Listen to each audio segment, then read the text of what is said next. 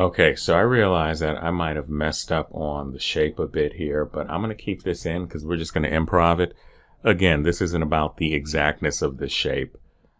And I could have kept it the same on both sides, but I was trying to get a bit more variety, but let's see what we can do. All right. What we are going to do now is we're going to go into edit mode.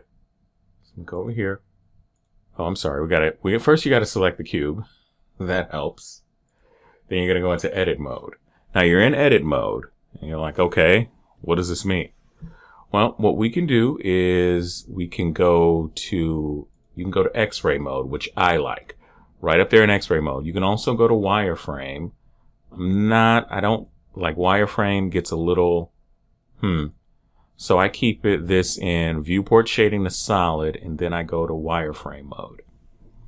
And what I want to do is we want to do our first initial little check here. And don't worry, I'm going to go step by step. So all the stuff that I did, well, it's just going to be, we'll go step by step. So not a big deal. So what I want to do now is I want to make sure I like to select with vertices.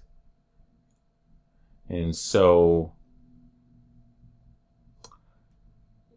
you very easily could scale this. And if I want to scale it, I can press scale. And I want to press scale it on the Z axis. Oh, sorry. Scale this. Okay, let me try this again. Scale on the Z axis, which brings this down a bit. And then I have to move it down.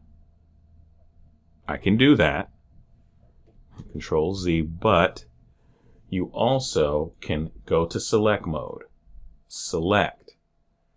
And now I'm going to hit the G key for grab. I'm grabbing it along the Z axis. I'm pushing this down like here. And so that's my first initial thing. I'm going to grab this, and we're not using a mirror modifier or anything. So now I'm going to see a highlight selected this side, and I could go extrude, but we'll just go grab, and we're going to go along the X axis. Then we're going to do the other side. Hit G for grab, X. Whoops.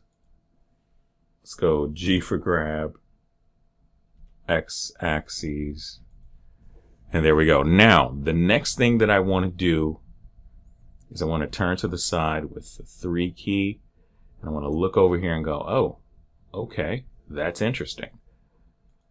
So now I just want to do the same thing over here. Hit the G key, X. Whoops.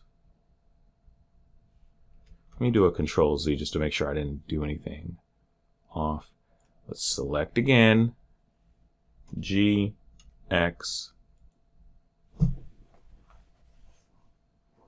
I'm not selecting this. Hold on. This is interesting. Okay.